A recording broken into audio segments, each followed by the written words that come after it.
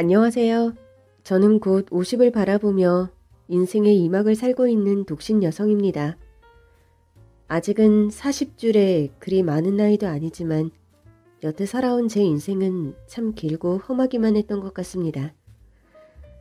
좋은 시절은 잠시 잠깐이었을 뿐 과거를 떠올리면 한숨부터 나오네요. 한때는 너무 힘들고 지쳐서 다 포기하고 싶었던 적도 있었고 고생도 참 많이 했지만 그래서 저는 오히려 앞으로 마주할 저의 50대가 더 기대되기도 합니다. 그래서 오늘은 제가 새 출발을 하기에 앞서 이 자리를 빌어 그동안의 제 인생을 갈무리할 겸 저의 인생 스토리를 얘기해보려 합니다. 20대 한창 철없던 시절 회사 생활을 하던 저는 같은 회사에 다니는 저보다 나이 많은 띠동갑 남자를 사랑했습니다. 사랑 앞에서 나이는 별 문제가 되지 않는다 생각했지만 문제는 그 사람이 유부남에 10살 난 아들까지 있었다는 거죠. 그래서 마음을 표현하지도 못하고 속앓이만 했고 그러면 안 된다는 걸 잘 알기에 마음을 접으려고도 했지만 저도 모르게 그를 향하는 마음은 어쩔 수가 없었어요. 그렇게 남몰래 짝사랑만 해오던 어느 날 그 남자의 아내가 사고로 갑작스럽게 세상을 떠나게 되었고 너무나 안타까운 소식에 저는 차마 위로도 하지 못했습니다. 아내를 떠나보낸 그 남자는 무척 힘들어했고 저는 그런 사람에게 제 마음을 말할 수가 없어 그렇게 가슴 한켠에 짝사랑을 묻기로 했습니다. 그렇게 3년이라는 시간이 흐르며 이제는 마음 정리가 되었을까 싶었지만 미련하게도 저는 마음 정리를 해내지 못했어요. 그리고 3년 동안 아내 없이 홀로 아들을 키우며 고생하는 남자를 보자 측은지심이 들며 더욱더 마음이 커지는 듯 하더라고요. 그래서 저는 더 이상 제 마음을 속이지 못하고 드디어 용기를 내어 고백을 하게 되었죠. 하지만 그 사람은 당연하게도 제 마음을 거절했어요. 저는 결혼 한 번 하지 않은 처녀에게 나이까지 한참 어린데 그 사람은 사별을 했고 딸린 자식까지 있으니 저를 만날 수 없다며 저를 밀어내더라고요. 주변에서도 그 사람을 좋아하는 저를 이해하지 못하고 친정 부모님까지 저를 뜯어말리셨지만 사랑에 눈이 먼 저는 더 이상 제 마음을 묻어둘 수가 없었습니다. 그래서 포기 못한다 생각하며 끈질기게 쫓아다니고 매달려 끝끝내 그 사람의 마음을 돌릴 수 있었어요. 그렇게 한 남자의 아내가 한 아이의 엄마가 된 저는 그 후 퇴사를 하고 남편의 내조를 하며 그 사람의 아이를 키우게 되었습니다. 어려운 끝에 이룬 결실이라 그런지 결혼을 하고 초반에는 참 행복했어요. 사별 후 많이 방황하던 남편은 저와 재혼 후 마음을 잡아가며 안정적인 삶을 살게 되었고 저의 내조 덕분에 지지부진하던 회사 생활도 잘 해내며 승진까지 할 수 있었어요. 그리고 전처가 두고 간 철민이에게는 친엄마 못지않은 관심과 사랑을 주며 아이를 제 친아들처럼 키워냈습니다. 엄마를 잃고 많이 힘들었을 아이에게 정말 최선을 다하려 했어요. 그 덕분인지 아이도 저를 믿고 잘 따라주었고 저희 세 식구는 누가 봐도 화목하고 행복한 가정이었습니다. 하지만 그러던 행복도 잠시 어느 날 남편은 췌장암 말기 판정을 받게 되었고 불과 3개월 만에 손쓸 틈도 없이 떠나버리고 말았습니다. 그때가 제가 남편과 결혼을 한 지 겨우 2년 정도 지난 때였으니 2년이라는 짧은 행복 끝에 청천벽력 같은 불행이 찾아오고 말았던 겁니다. 그렇게 남편이 떠나며 저와 철민이 단 둘만 남게 되었고 저는 겨우 30 초반 나이에 15살짜리 아들을 혼자 키우게 되었어요. 남편이 죽고 친정에서는 아이를 보육원에 보내라 했지만 저는 그럴 수 없었어요. 주변에서는 아직 창창한 제 앞길 스스로 막는 거라며 저를 이해하지 못했지만 그때 저는 제 선택에 확신이 있었습니다. 죽은 남편이 아니더라도 한 아이의 장래를 위해 제가 나서야 한다고 생각했죠. 물론 저라고 그런 결정이 쉽지는 않았지만 그 어린애가 갈 곳도 없고 맡아 키워주겠다는 친척도 하나 없어 어른들에게 버림받은 상황인데 그런 와중에 저까지 그 아이를 외면한다면 아이에게 얼마나 큰 상처가 될까 싶더라고요. 그렇게 저는 남편이 죽은 후에도 남편의 아이를 키우게 되었습니다. 이미 철민이는 제 친아들이나 다름이 없었기 때문에 힘들 걸 예상하더라도 어떻게든 아이를 키우겠다고 다짐했어요. 자식을 한 번 낳아본 적 없는 몸이지만 저로서는 죽을 힘을 다해 아이를 위해 살았습니다. 그렇게 중학생 아들을 홀로 키우게 된 제가 아들에게 뭘 하고 싶으냐 묻자 아들은 공부를 하고 싶다고 했어요. 열심히 공부를 해서 성공을 하고 싶다고 말이죠. 그 말을 들은 이상 저는 그냥 있을 수가 없었습니다.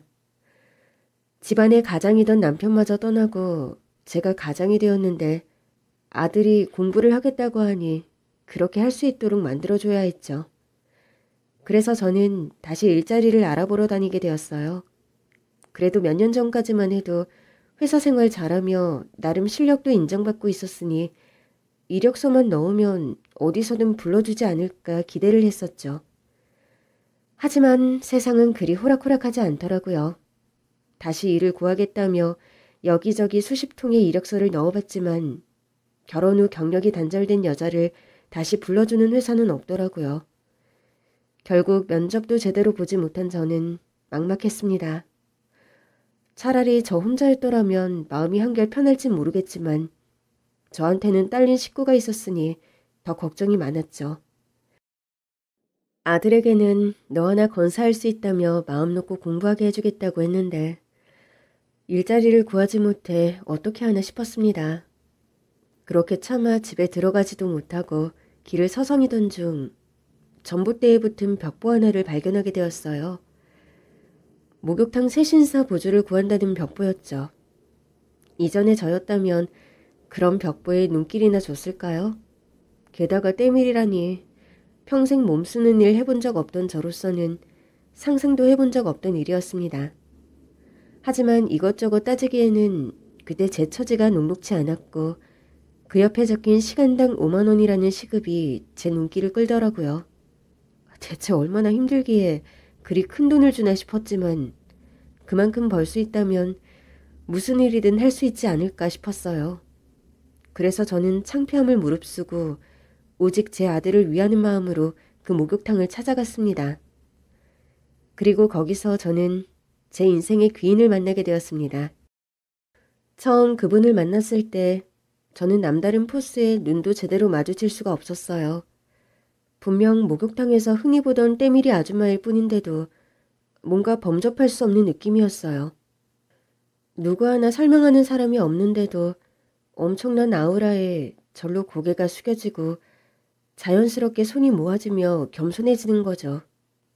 그런 분이 양손에 떼장갑을 끼고 제 눈을 빤히 들여다보시는데 순간 저를 꿰뚫어보는 듯한 눈빛이 두렵고 긴장되더라고요. 그건 목욕탕 안으로 들어설 때의 창피함과는 전혀 다른 기분이었어요. 그래, 보조하겠다고 찾아왔다고? 예? 예, 벽에 새신사 보조 구하신다고 적힌 거 보고요. 이쪽 일 해본 사람 같지는 않은데 내가 남의 등 밀어주면서 살다 보니 대충 봐도 어떤지 알겠거든. 보아하니 그쪽은 어디 사무실에서 자판이나 두드리다가 집에서 살림이나 했을 것 같은데. 어머, 어떻게 하셨어요? 저 회사 다니다가 결혼하고 쉬고 있었거든요. 세상에, 정말 잘 알아보시네요. 그래.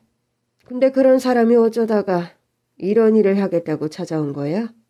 손도 그렇고 몸도 그렇고 고생이라고는 모르는 것 같고 더구나 나이도 한창 젊은 사람이 왜?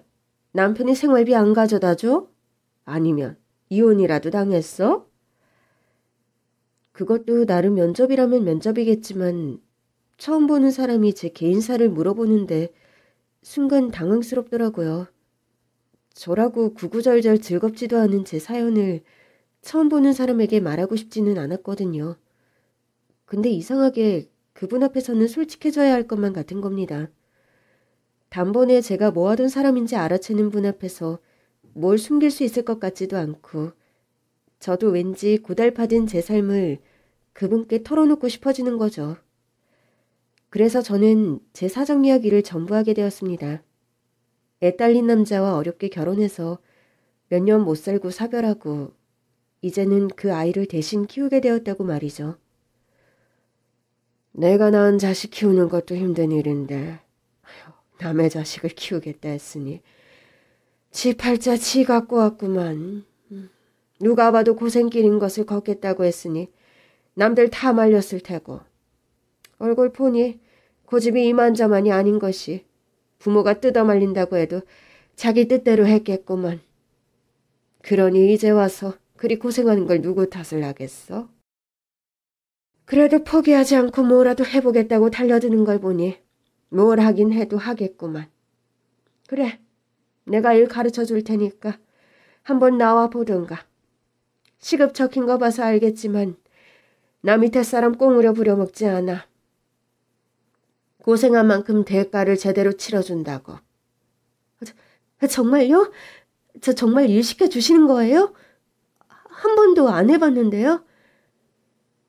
그래, 물론 손이 너무 구운 걸 보니 가르쳐야 할 게 한두 가지가 아닐 것 같기는 하지만 사정이 그렇다는데 나도 모른 척하기가 참 그렇네.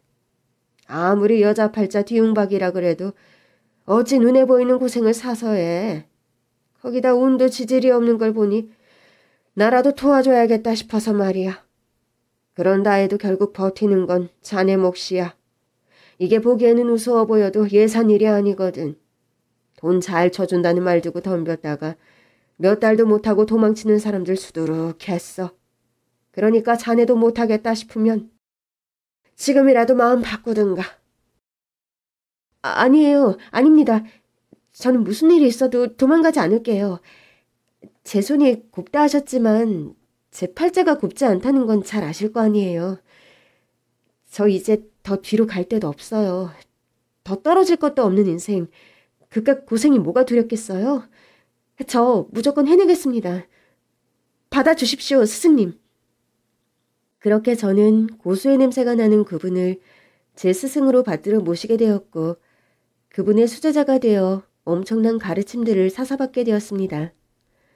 저도 나중에서야 알게 되었지만 저희 스승님이 그쪽 업계에서는 모르는 사람이 없고 위에 오를 사람이 없는 그런 대단한 분이셨더라고요. 가난한 집 딸로 태어나 10몇 살 어린 나이에 처음으로 떼수건을 잡아 수십 년간 수만 장의 떼수건을 거치며 대단한 내공을 쌓으신 고수 중의 고수, 달인 중의 달인이셨던 겁니다. 덕분에 저는 10여 년은 배워야 할 기술들을 단 몇 년 만에 배우며 스승님의 그림자를 쫓아갈 수 있었죠. 역시 내가 사람을 잘못 보지는 않았어. 그때 자네가 불끈 쥐고 있던 주걱 모양을 보고 떼수건 좀 잘 잡겠다 싶었더니 자네 재능이 있네. 아닙니다. 다 스승님이 잘 가르쳐주신 덕분이죠. 제가 뭐 재능이 있겠어요. 아직은 스승님 발톱에 때만도 못한걸요. 그거야 당연한 소리지만 그래도 재능 있는 건 맞아. 내가 그동안 가르친 이들 중에 이 정도로 금방 쫓아오는 사람은 아무도 없었어. 어쩌면 자네는 나보다 더 대단한 사람이 될지도. 제가 아무리 잘해봐야 스승님만 할까요. 그래도 스승님 밑에서 정말 제대로 떼수건 잡아보고 싶습니다. 앞으로도 많이 많이 가르쳐주세요, 스승님. 그래, 앞으로도 그런 마음가짐으로 경건하게 떼수건을 잡는다면 자네는 분명 성공하게 될 게야.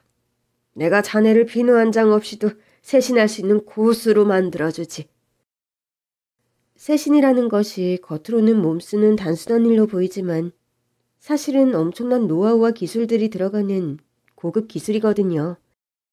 그리고 스승님의 세신은 500원짜리 떼수건 하나로 500만 원짜리 몸을 만드는 그런 대단한 일이었습니다. 오로지 손바닥 하나로 돈을 번다는 게 얼마나 대단한 일인지 감이 오시겠어요? 감사하게도 저의 노력을 알아봐 주신 스승님 덕분에 저는 참 많은 것을 배울 수 있었고 저는 그분 밑에서 열심히 기술을 배우며 손톱이 빠져가며 지문이 달아가는 노력 끝에 스승님께 인정을 받을 수 있게 되었습니다.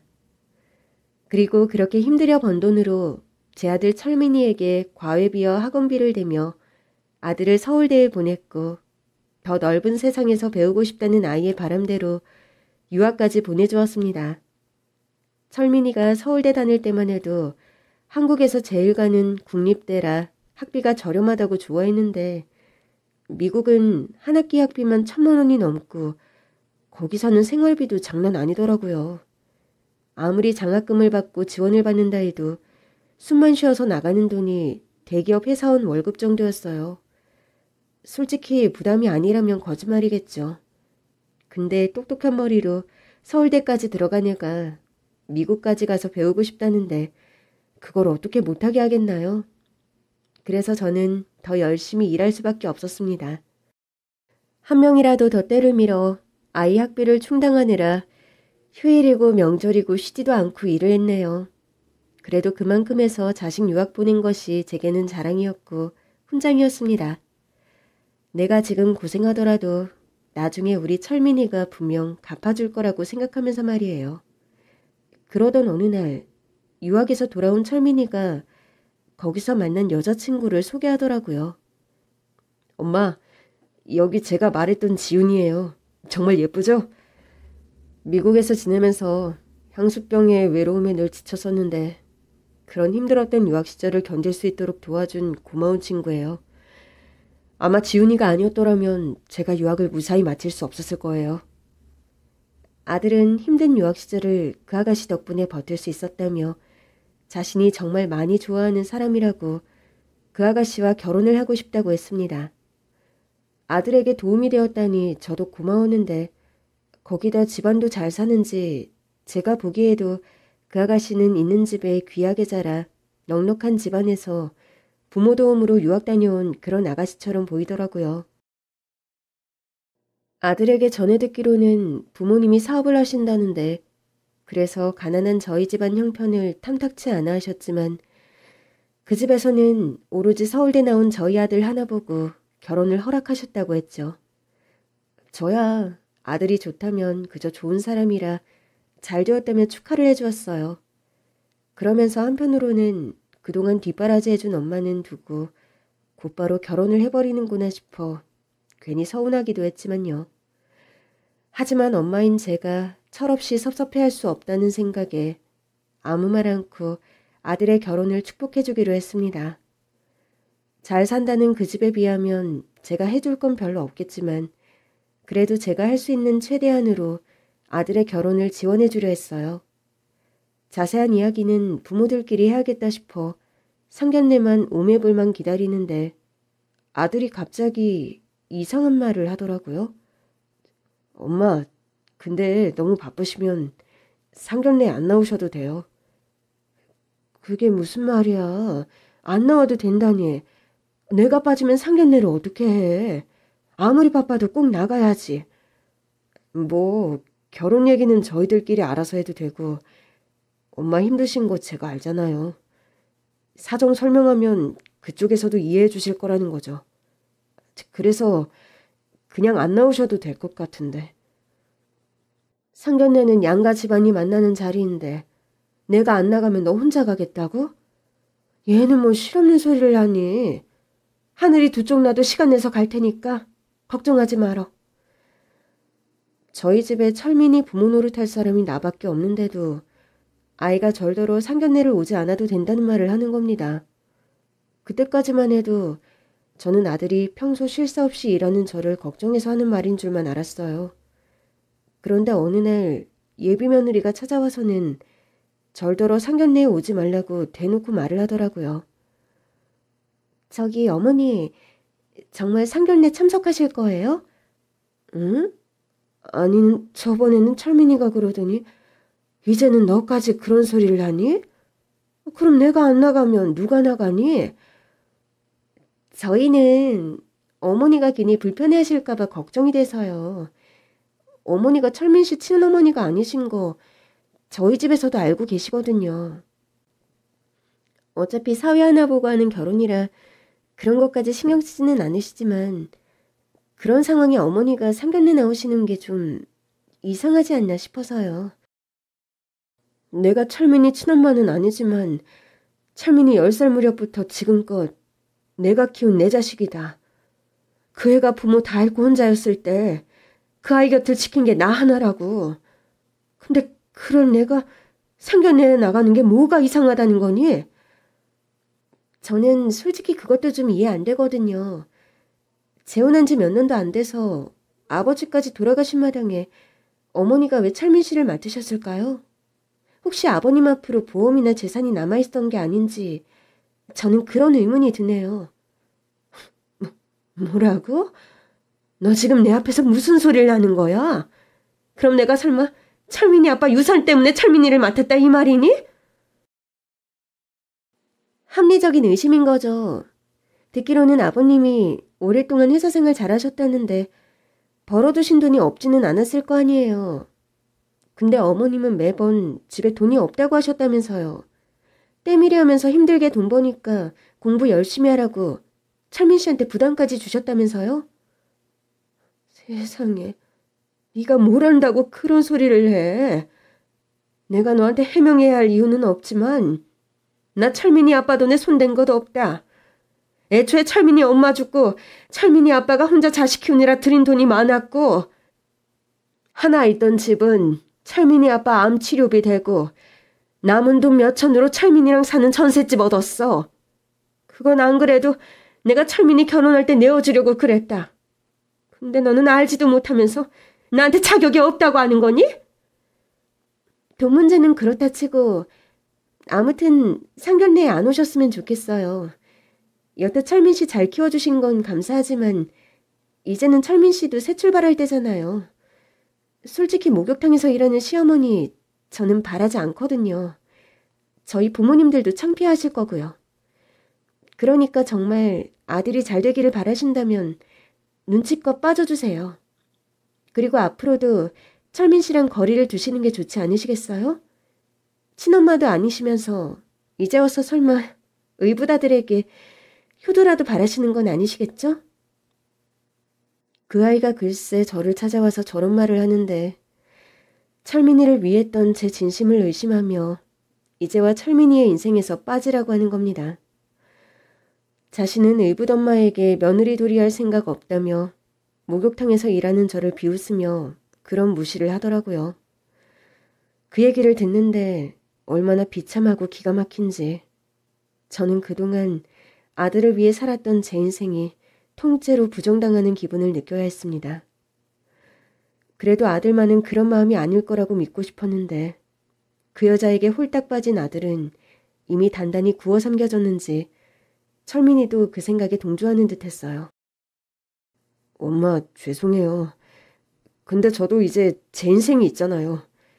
그동안 잘해주신 건 감사하지만 저도 이제 다 컸고 더 이상 부모 도움 필요한 나이도 아니잖아요. 그리고 솔직히 저희가 정말 피가 섞인 사이도 아니고 아버지도 안 계신데 계속 연락하고 지내는 건 좀 아닌 것 같아요.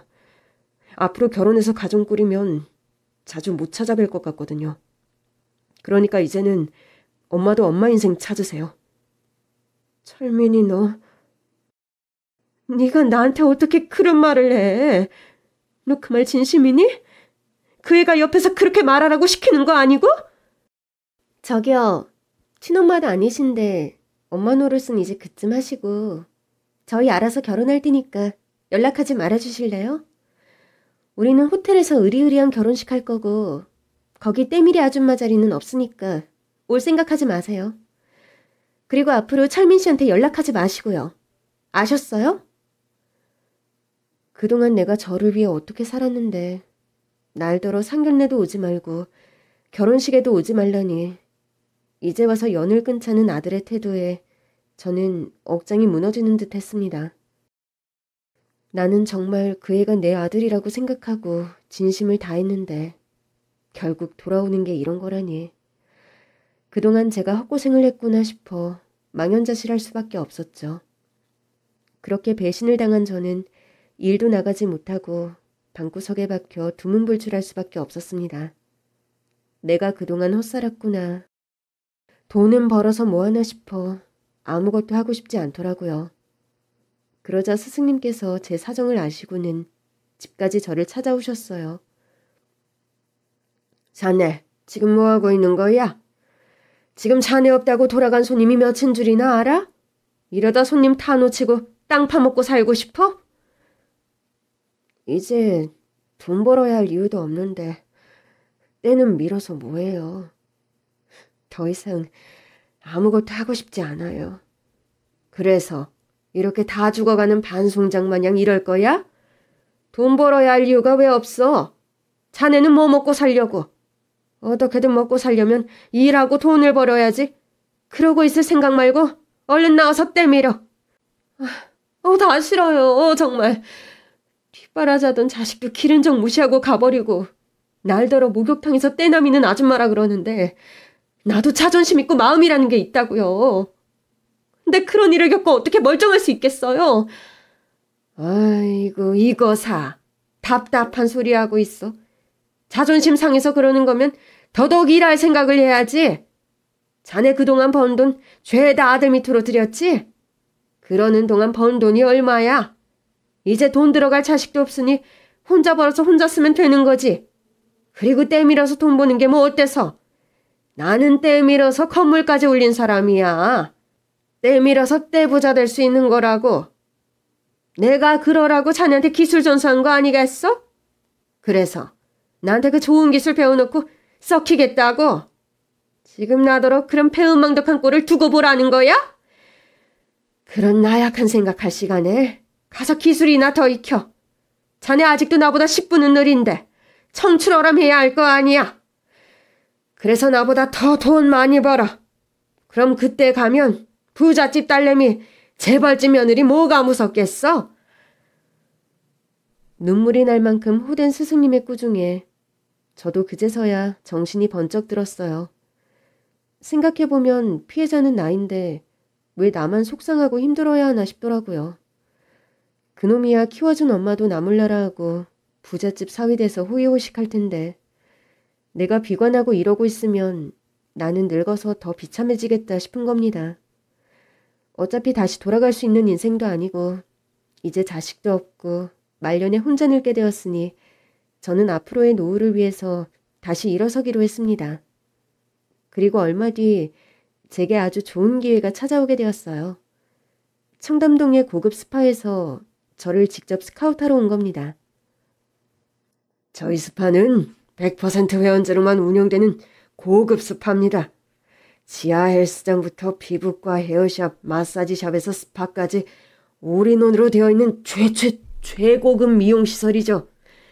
그런 곳에서 일하는 세신사 역시 아무나 드릴 수 없는 거라는 생각에 선생님을 꼭 모시고 싶습니다. 글쎄요. 저는 지금도 충분히 만족하고 있고 제 단골 손님들도 워낙 많아서 기존 손님들을 저버리고 그쪽으로 가기가 좀 그렇네요. 물론 그러시겠죠. 하지만 그렇다고 언제까지 고래가 연못에서 놀겠습니까? 대단한 실력이신 만큼 대단한 일을 하셔야죠. 제가 감히 말씀드리지만 저희 쪽으로 와주신다면 인생이 바뀌실 겁니다. 지금 얼마를 버시던지 그것보다 2배, 아니 10배는 벌게 해드리죠. 원하시는 대로 연봉은 제대로 맞춰드리겠습니다. 제가 따로 손님들께 돈을 받는 게 아니라 아예 월급을 주시려고요? 월급에 보너스에 인센티브까지 전부 보장해드리겠습니다. 그리고 손님들께서 주시는 팁을 따로 챙기시고요. 아마 그 팁들만 해도 웬만한 회사원 월급은 될 겁니다. 그러니까 꼭 저희와 함께 해주세요. 사실 그전에도 여러 번 자기네 목욕탕으로 오라는 사람들은 많았어요. 지금 일하는 곳에 2배를 벌게 해주겠다. 가게를 내게 해주겠다. 별별 제안들이 있었지만 이번처럼 어마어마한 연봉을 주겠다는 곳은 처음이었죠. 지금보다 10배는 벌게 해주겠다는 말에 혹하기는 했지만 꼭 돈 때문만은 아니었습니다. 그곳에서는 저를 실력자로서 제대로 인정해주는 것 같아서 마음에 들었죠. 그렇게 저는 청담동으로 가게 되었고 그곳에서 각계각층의 대단한 사모님들을 만나며 친목을 쌓아가게 되었습니다. 돈이 적던 많던 때없는 사람은 없으니 거기도 비싸기만 할 뿐이지 손님들이 쏟아지더라고요. 그렇게 제가 청담동으로 옮겨 터를 잡은 지도 언 5년. 그 짧은 기간 동안 저는 제 스스로 성공을 이루어냈습니다.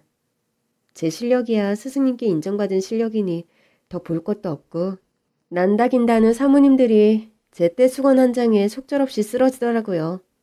다들 제 손을 황금손이라고 칭찬하며 서로 예약을 잡으려고 아웅다웅하는데 그러다 보니 어느새 제게도 권력이라는 게 생겼지 뭐예요. 스파 사장이 처음 제안했던 것처럼 돈도 많이 벌게 되었지만 제가 보고 듣는 정보들도 많았거든요. 원래 중요한 이야기는 그런 은밀한 곳에서 이루어지는 법이니까요. 그리고 저는 그런 정보들 덕을 보며 훨씬 더 많은 부를 쌓을 수 있었고 이제는 정말로 제 인생이 180도 달라지게 되었어요. 2년마다 전셋집 전전하던 제가 강남의 최고급 아파트에 거주하게 되었고 사모님들에게 귀동냥하며 배운 부동산 정보로 건물 몇 채를 올려 용돈벌이도 하고 있었죠. 더 이상 돈 걱정하지 않게 되어 이제는 저를 가꾸고 인생도 즐기며 살 수 있게 되었습니다. 이제는 그런 저를 때밀이라며 무시하는 사람도 없었고 저는 자수성가로 부를 이루어내며 청담동에 어울리는 멋진 여성이 되었죠. 그런 제 성공을 부러워하며 저를 찾아오는 수제자들도 많았고요. 그렇게 고생 끝에 새 삶을 살게 된 어느 날 잊고 있었던 의붓아들에게서 연락이 왔습니다. 5년 만에 찾아온 의붓아들의 연락이 반갑기도 잠시 그동안 연락 한 통 없던 아이가 이제 와서 제게 자기를 좀 도와달라며 애원을 하는 겁니다. 저는 늦었지만 그 아이가 후회를 하고 뉘우쳐서 제게 연락을 해온 줄 알았더니 그게 아니었던 거죠. 엄마, 저 좀 도와주세요. 저 돈 좀 빌려주세요. 그때 엄마 말 들을 걸 그랬어요. 제가 엄마 말만 들었어도 이런 일은 없는 건데 그년이 나를 가지고 놀았어요. 완전히 속았다고요. 부잣집 딸이라 그러더니 거짓말이었어요. 제가 가진 돈 보태서 신혼집 구한다기에 다 줬는데 그게 알고 보니 월세집이었더라고요. 저 몰래 제 앞으로 대출까지 받아서 명품 사고 사치하고 그러다 어느 날 웬 사업가랑 바람이 났다더라고요. 그래서 불륜 아니냐 했더니 애초에 저랑은 혼인신고도 한 적이 없었대요. 그것도 그 사람이 알아서 하겠다고 해서 맡겼거든요. 그리고 그 여자는 짐 싸서 나가버리고 그제서야 그 집이 월세였고 제 앞으로 대출까지 있었다는 걸 알게 된 거예요. 이자만 몇백만 원인데 그동안 제 돈은 그년이 다 썼고 저 정말 빈털털이에요. 저 좀 도와주세요. 네가 나한테 그런 말 할 자격이 있니? 키워준 엄마 버리고 그런 여자 선택한 건 너 아니야? 그렇다고 제가 어디 다른 데 부탁을 하겠어요. 아버지 돌아가시고 저 겉옷 키워주신 건 엄마시잖아요. 그러니까 못난 자식 다시 거둔다 생각하시고 저 좀 도와주세요. 네? 언제는 나 같은 건 필요 없다며 내칠 때는 언제고 이제 와서 도와달라는 소리를 쉽게 해. 이래서 검은 머리 짐승은 거두지 말라고 했던 건데 너랑 내 인연은 5년 전 그날 끝났다. 그러니 내가 너를 도와줄 이유도 없지. 네 손으로 끊고 나간 거니까 내 원망할 생각 말고 그래도 내가 네 뒷바라지 열심히 해서 유학까지 보내줬잖니. 그럼 사지멀쩡한 네가 어떻게든 벌어서 해결하면 될 것 아니냐. 그러니까 앞으로 나한테 연락할 생각 마라. 키워준 은혜도 모르고 여자에 미쳐 키워준 어미를 버리고 간 놈이 이제 와서 그년 때문에 망한 인생 구제해달라니 정말 기도 차지 않았습니다. 잠깐 옛정에 취해 짠한 생각도 들었지만 제가 그놈 때문에 속상했던 날들을 생각하니 마음이 다 잡아지더라고요. 저는 이제야 겨우 그 악몽에서 벗어났는데 제가 다시 그 고생을 자초할 수는 없었죠. 그렇게 의붓아들을 매정하게 끊어내고 얼마 뒤 친한 사모님이 제게 기쁜 소식을 전해오셨습니다. 사모님, 왜 이렇게 오랜만에 오셨어요? 내가 요즘 바빴어. 우리 아들 결혼하게 됐거든. 안 그래도 내가 그것 때문에 찾아왔어. 자기가 사람 제대로 볼 줄 알잖아. 그래서 내가 상견례도 하기 전에 자네한테 먼저 보여주려고. 겉으로 보기에 흠잡을 데 없긴 한데 그래도 자기한테 허락 맡아야 마음이 가벼울 것 같아서. 뭐 몸에 문신이라도 있는지 확인도 해볼 겸 말이야. 요즘은 있는 집 자식들이 그렇게 막 나간다 그러는데 내가 불안해서 확인을 해볼 수가 있어야지. 그럼요. 모름지기 이런 중요한 일은 더더욱 신중을 기하셔야죠. 세세하게 말씀 안 하셔도 제가 알아서 잘 봐드릴게요. 저 아시잖아요. 그렇지. 내가 자기 눈을 믿지. 그럼 내가 며느리 혼자 보낼 테니까 자기가 알아서 잘해줘. 알겠지? 제가 세신 일을 하면서 배운 것은 비단 때밀이 기술만이 아니었습니다.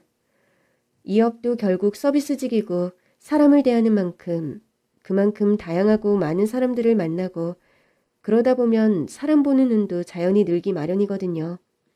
거기다 제가 틈틈이 사주팔자까지 공부하며 관상까지 보는 탓에 종종 제게 사람을 봐달라며 지인들을 데려오시는 사모님들이 계셨어요. 제가 점쟁이는 아니지만 나름의 노하우 덕분인지 이제는 척하면 척이었거든요. 그래서 그날도 새로 며느리를 드리게 되신 사모님께서 제가 꼭 봐주었으면 좋겠다며 예약을 하고 가신 겁니다. 그리고 며칠 뒤 그 사모님이 예비 며느리를 보내셨는데 순간 까무러칠 뻔하고 말았습니다. 그 집 새며느리 될 아가씨가 바로 제 며느리가 될 뻔했던 그년이더라고요. 하지만 그 애는 저를 미처 알아보지 못한 듯 했습니다. 하긴 저도 몇 년 동안 아들 없이 제 삶을 살다 보니 저한테 투자도 많이 하고 관리를 열심히 해서 때깔도 좋아지고 더 젊어졌거든요. 그의 눈에 5년 전 저는 가난하고 볼품없는 목욕탕 아줌마였을 텐데 지금은 쫙 삐있고 목에 진주 목걸이 걸고 우아한 차림이어서 그런지 저를 전혀 알아보지 못하고 깍듯하게 인사를 하더라고요. 안녕하세요. 처음 뵙겠습니다. 네, 부암동 최사모님 예비 며느님 되시죠? 기다리고 있었어요. 어머, 청담에 이런 데가 다 있었네요. 근데 왜 나는 몰랐지? 이곳은 100% 회원제로만 운영하고 신규 회원도 잘 받지 않는 곳이에요. 그렇다 보니 가끔씩 이렇게 며느님이나 가까운 지인들 말고는 거의 새로 오시는 분들이 계시지 않죠. 그렇구나. 그럼 저희 어머님이 저 위해서 이런 좋은 데를 소개해 주신 거네요? 아, 어머님이 벌써부터 저를 이렇게 챙기신다니까요. 그럼요. 정말 좋은 예비 시어머니를 두신 거예요. 그럼 오늘 최 사모님 당부대로 최상의 서비스를 대접하겠습니다. 준비하시고 이쪽으로 오세요. 바로 앞에 나를 두고도 까맣게 알아보지도 못하는 그년을 보니 불현듯 5년 전의 일이 떠오르더라고요.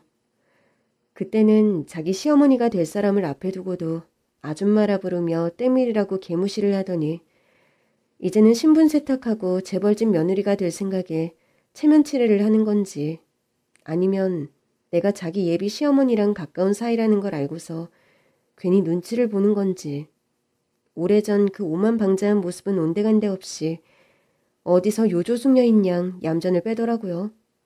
그걸 보고 있자니 사람 가리는 그것이 보통 내기는 아니다 싶어 속이 더 부글부글 끓었습니다. 철민이한테는 부잣집에서 귀하게 큰딸인 것처럼 둘러붙어서 서울대 나온 남편 등골을 빼먹으려 하다가 그러다 웬 나이든 사업가란 바람이 나서 새 시집을 갔다더니 그놈은 어쨌는지 이제는 또 재벌가 며느리 노릇을 하려고 하는 겁니다. 그러니 이년은 아주 제대로 작정한 꾼이고 꽃뱀이었던 거예요. 내가 아는 인연의 남자만 해도 벌써 셋인데 전현한테 속은 남자가 그동안 얼마나 많았을지 감도 오지 않더라고요. 게다가 제가 아는 최 사모님은 꼼꼼하고 신중하신 분인데 얼마나 신분 세탁을 잘했길래 그런 집과 혼담이 오가는 사이가 되었나 싶었죠. 그래서 혹시나 싶었던 제가 세신을 하면서 하나하나 캐물어 보았습니다. 부모님은 뭘 하시는지, 대학은 어딜 나왔는지, 은근슬쩍 묻는 제 말에 그 기집애는 기가 막히게도 당황하는 기색 한 번 없이 아주 술술 거짓말을 해대고 있었어요. 부모님은 미국에서 리조트 사업을 하시고 자기는 미국에서 대학을 졸업하고 몇 년간 전 세계를 돌면서 해외 봉사를 하다가 그런 중에 지금의 예비 신랑을 만났다고 하더라고요. 그러면서 자기가 어려서부터 얼마나 교육을 잘 받았는지, 사실 자기 부모님은 결혼을 시키기보다는 끼고 살고 싶어 하신다는지 하며 입에 침도 안 바르고 거짓말을 줄줄 하는 겁니다. 저번에 의붓아들에게 듣기로는 유학 시절 같이 유학하다가 만났다는 것도 사실은 거짓말이었고, 미국에서 어쩌다 놀러 왔다가 만났고 영어도 제대로 할 줄 모른다는 걸 다 들었는데 말이죠. 심지어 그 집 부모님은 도박쟁이의 신용불량으로 시골에서 근근히 먹고 산다는데 그것도 모자라서 이번에는 미국에서 사업하는 부모가 있다는 뻔뻔한 거짓말을 하네요. 그동안 서울대생에 사업가에 이런저런 남자들 만나고도 성에 안 차서 과거를 다 지우고 부잣집 며느리가 되기 위해 처녀 행세를 하고 있는구나 싶었죠. 그래서 세신을 마친 저는 그년의 본 모습을 당장 사모님께 알렸어요. 그래, 자네가 보기엔 어때? 우리 집 며느리로 들일만해? 사모님, 절대 안 됩니다. 이 결혼은 제가 무슨 일이 있어도 막아요. 그게 무슨 말이야? 절대 안 된다니. 왜? 무슨 문제라도 있어? 사모님, 전에 제가 어쩌다 이 일을 시작하게 되었고 어떻게 청담동까지 넘어오게 되었는지 다 말씀드렸었죠? 그 얘기 기억하세요? 그럼 당연히 기억하고 말고 나도 듣다가 열불이 나고 분통 터지는 그 얘기를 어떻게 잊어먹겠어. 근데 그 얘기는 왜? 그때 제가 저희 아들 홀려서 절연까지 하게 만든 그 불려시 같은 년 말씀드렸잖아요. 아주 천하의 몹쓸 년이라고요. 그 년이 바로 그 집 며느님 될 그 아가씨예요. 그게 무슨 말이야? 자기가 말한 그 썩을 년이 우리 새아가라고? 그 년이 어떻게 사모님을 속였는지 모르겠지만 뭘 얘기했던 전부 거짓말이에요. 미국에서 사업한다는 부모며 미국 유학이며 전부 다 가짜일 거예요. 걔 부모는 신용불량자로 빚쟁이들한테 쫓겨다니고 유학은커녕 영어도 제대로 못하는 고졸이에요. 그런 주제에 얼굴 반반한 건 믿고 여기저기 순진한 남자를 꼬시고 다녔는데 제 아들이랑 사실혼 관계였을 때도 다른 남자랑 바람나서 그쪽으로 환승했더라고요. 그게 불과 몇 년 전인데 어떻게 신분 세탁해서 재벌집 며느리가 될 생각을 했는지 모르겠네요. 어머, 아니 썩을 년이 감히 나를 뭐로 보고 우리 집을 건드려. 망할 년, 내가 가만히 두나 봐라. 저의 폭탄 발언에 사모님은 깜짝 놀라 뒤집어지셨고 그 집의 혼담은 결국 물 건너가게 되었습니다. 실체를 알게 되었으니 사기 결혼에 파혼을 하는 건 당연한 수순이었지만 저희가 모르는 사이 생각보다 일이 더 커졌더라고요. 사모님이 예비 며느리가 예쁘다며 백화점들이며 고급 상가들을 같이 쇼핑하며 그 애를 여기저기 소개를 했었는데 그년이 그걸 이용해서 결혼도 전에 그 집 며느리라며 최 사모님 이름을 대고 이것저것 물건들을 외상으로 받아갔더라고요. 거기다 사모님이 며느리에게 주는 선물이라며 챙겨주신 것들도 있었고 그렇게 그년이 챙긴 물건값이 무려 3억이었습니다. 자기 딴에는 곧 결혼이 코앞이니 1년 정도 외상 걸어놓고 나중에 그 집 돈으로 갚을 생각이었던 모양인데 설령 정말 그 집 며느리가 되었어도 그런 짓은 하면 안 되는 것을 그녀는 배짱 좋게도 하고 다녔네요. 그래서 결국 사모님이 열이 받아 그 여자를 사기죄로 고소를 하셨답니다.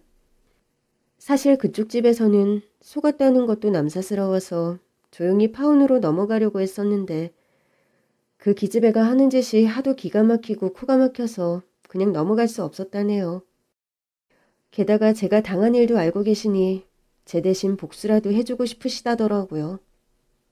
그렇게 남의 집 아들들 등에 빨대 꽂고 다니던 그 여자는 사기죄로 고소를 당했고 그 모든 일의 시작이 저라는 것을 알게 된 그 여자가 제가 일하는 목욕탕으로 기어이 찾아왔습니다. 자기가 뭘 잘못했는지 아직도 반성이 없는지 나 때문에 자기 인생이 망했다나 뭐라나 제 탓을 하는 겁니다. 당신 처음부터 다 알고 일부러 그런 거지? 당신 아들 복수하겠다고 나한테 그런 거 아니야? 그래서 내가 지금 무슨 꼴을 당했는지 알아? 내가 진작 알아봤어야 하는데 몇 년 새 얼굴 좀 폈다고 당신을 못 알아본 게 천추의 한이다. 인연이 지금 뭘 잘했다고 여기까지 찾아와서 큰 소리야. 네가 지금 나한테 따져 물을 때니? 전현이 아직도 지가 뭘 잘못했는지 모르고 기고만장하네. 야 이년아, 너 사기꾼의 꽃뱀이야. 젊은 년이 어디 할 짓이 없어서 멀쩡한 남자들 등을 쳐먹고 다녀. 그래놓고 하다하다 체별집 며느리가 되려 했니? 내가 모르면 몰랐지. 니년이 계속 그러고 다니게 그냥 둘 수는 없지.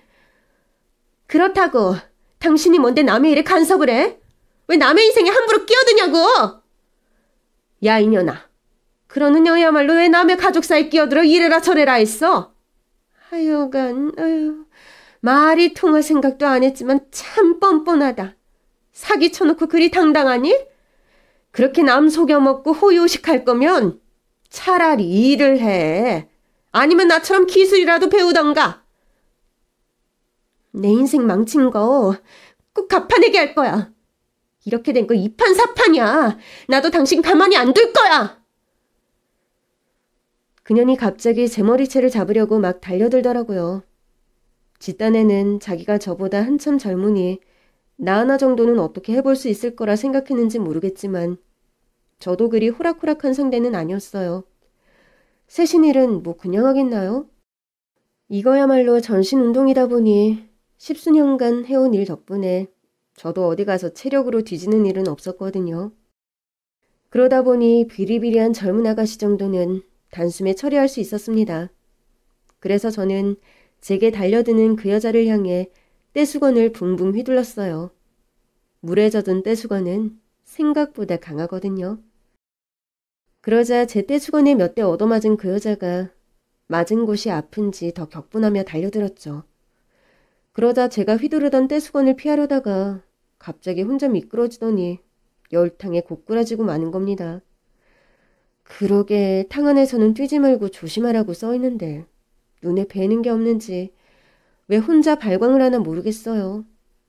그렇게 얄미운 그 꽃뱀이 열탕 안으로 곤두박질치고 넘어지며 코를 찧었는지 코가 부러져 코피가 났더라고요. 그리고는 의식을 잃어가길래 저는 119와 112를 함께 불러주었죠. 그렇게 그날로 그 꽃뱀에게는 죄물손괴와 영업방해의 죄명이 더 추가되었네요. 그 후 그 꽃뱀이 어떻게 되었냐고요? 다행스럽게도 그 꽃뱀은 사기죄가 입증되어 징역 3년을 선고받고 지금도 교도소에 갇혀 있습니다.